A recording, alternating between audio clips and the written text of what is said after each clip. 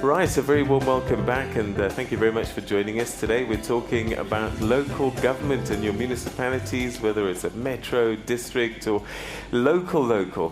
This is an opportunity for you to engage with representatives that we have here. There's a municipal managers forum that's taking place in Mbombela, and so we've got an opportunity to talk to them, and also the CEO of the South African Local Government Association. So, gentlemen, before the break, we gave you a chance to say your piece, and now we've got an audience here and an audience at home that are also going to say their piece. And I've got to tell you, the first tweet that came through is for you, Mr. George. Zamoguhle says, with SALGA in place, municipalities are still underperforming and not accountable. There's no need for SALGA. Yeah. So what do you say to Zamoguhle? Yeah. Well, I think it's an interesting observation, but I think in the context of this program that we have as municipal managers, SALGA is quite a number of support capacity building initiatives for municipalities, both at the level of the institution itself and also the functionaries in the municipality. For instance, the municipal managers, every cycle we run what we call councillor induction for councillors, and we have now conceptualized a program of orientation of even municipal managers around capacity building so that people can understand what is happening. The second area of support that we do for local government is around areas of best practice sharing and innovations. And you would see in the program that we have yesterday and today, we have a number of areas that are currently challenges for municipalities, and we look at contrasting scenario. Right. Who is doing best in that area? You've got great programs, great initiatives, you have these meetings, but she's suggesting that they're still underperforming. The Auditor General is also suggesting that, yes, little progress is being made, but perhaps not enough. So how are your efforts translating into what's happening on the ground? Perhaps let's ask you, gentlemen. People are marching. We are having people saying that you're not delivering on services. Auditor General is saying that there are a lot of risk areas, bypassing tender procedures, skills, all sorts of problems that they're raising. How is SALGA helping you and making a difference? And we had the minister saying that, you know, you don't perform, you should get fired. Are we in a round where things are getting serious now? Your reflections and your thoughts, very briefly, just answer that. People are marching and they're not happy. Well, I think one of the ways that SALGA does assist is for us as municipal managers, as cities, municipalities, are able to share best practice and then learn how to go about doing things better, because each of us have different kinds of problems, and the approach we take will allow us to address those issues. So moving then, as in the case of Joburg, from a qualified audit in 2009 to an unqualified audit in 2013 is because we share, we learn from each other. Well, Peter, if I may come in, we're sitting at a Hlanzeni district municipality, a municipality that has had 4 clean audits in a row. SALGA has been there. It has been in that particular space. We never started with a clean audit, but we're able to work so very hard with my team, which is somewhere around here, of course, with the support of SALGA. But I think what is also critical is, let's admit things we are not doing right. That is very important. Issues of protests, they are a reflection on us as municipal managers. Municipal managers are basically pillars of local government. Now, the whole attitude is, let's look at how strong these pillars are. Let's look at how weak these pillars are.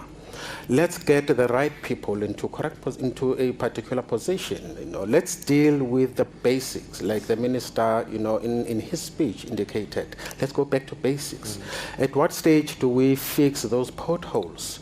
People at some stage complain, you know, these issues, we may look at them as very trivial, but when you go out there, Peter, issues of potholes, issues of water leaks, leakages, and so on, those issues are huge in communities. At what stage do we deal with those quick fix?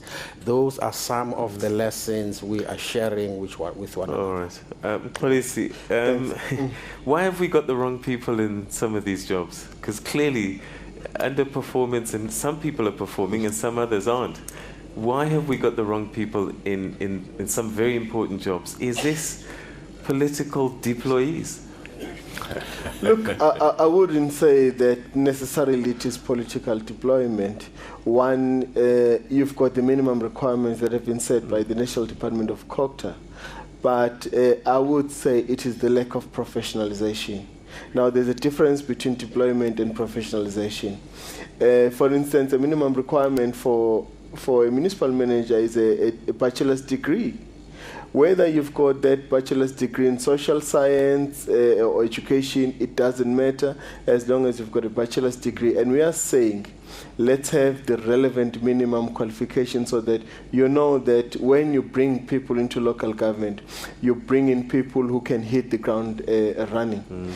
And you can only do that through professionalization. You can only do that by beginning to close the gap to say, look, no offense to teachers and social workers, but we think that coming into local government might be something a little bit too big for you, and therefore let's get the necessary qualifications for people who can do that. So you're saying that all municipal managers are degreed?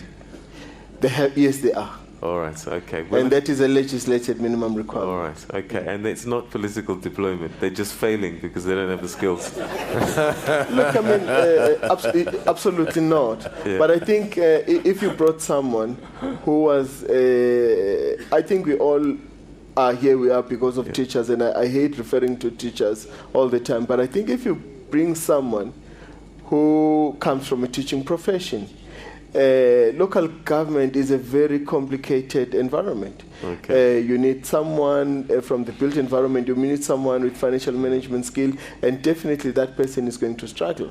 All right, so Xolile, why does this happen? That somebody he's got a degree, so meets the criteria, inverted commas, why are they being allowed to take up jobs that are beyond them? Well, Peter, there's a number of challenges that are well documented, and I think we're the first to admit both problems in local government are systemic as well as structural. So we have tried over the last 10 years to make sure that at least at the level of dealing with structural factors that undermine progress of local government, we must put measures. For instance, let's deal with the question of municipal management. There's now minimum requirements, as policy is indicating, that are in place to make sure that we get the right people in local government. But there are also exogenous factors, factors that outside the terrain of the municipalities. Admittedly, you would have situations where we might even have instances of interference in local government.